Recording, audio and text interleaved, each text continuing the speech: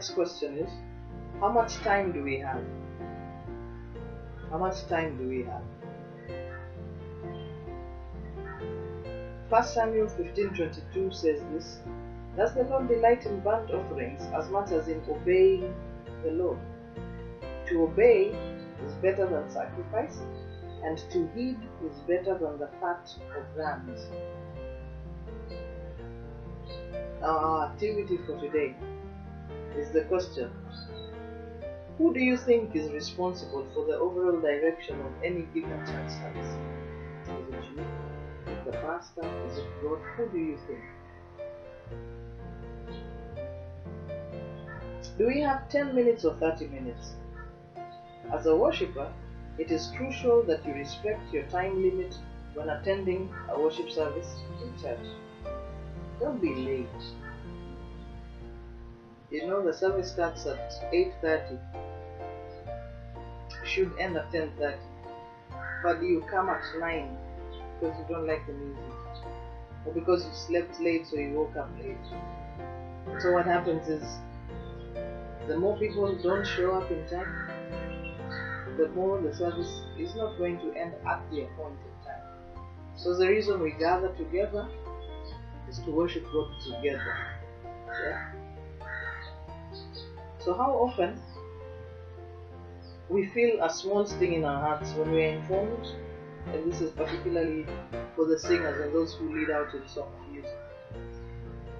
We are informed that we have to reduce the number of songs due to time constraints, right above the time when we get to our favorite song on the set.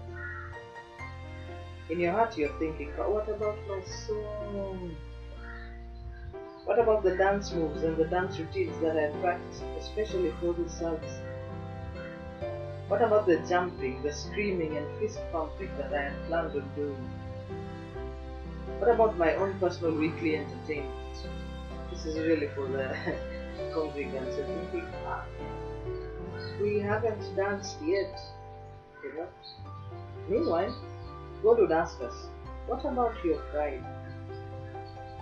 Many times those of us that attend worship services, encounters or events get very tempted to require an extra song that we can dance to, or that we personally love to listen to, or that is the latest on the music scene.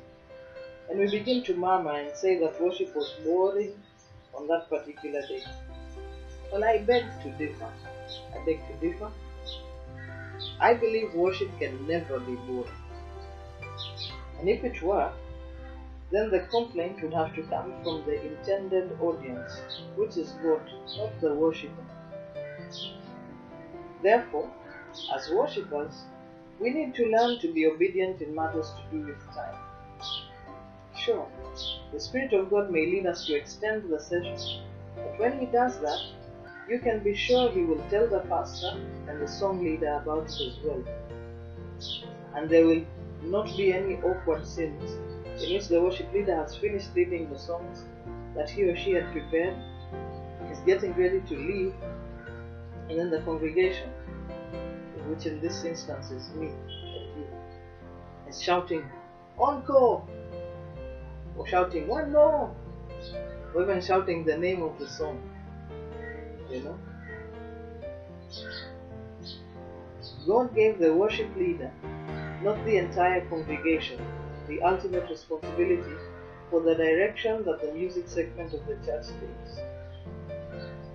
And as worshippers, we must understand this fact and respect it.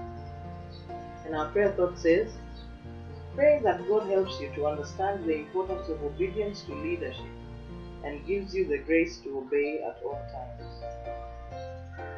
Now I understand that obedience to leadership is a difficult thing, especially in our generation, where we think that everyone is our equal. And we look at our set of skills and those of the leaders and we think, I am better than them. But people, obedience is crucial in all matters worship. Heavenly Father, we pray that you help us to understand the importance of obedience to leadership, and that you give us the grace to obey at all times. In Jesus' name we pray. Amen. Our memory verse is Hebrews 13:17. It says, "Have confidence in your leaders and submit to their authority, because they keep watch over you as those who must give an account. Do this so that their work will be a joy, not a burden, for that would be of no benefit to you." And all the leaders out there said, Amen.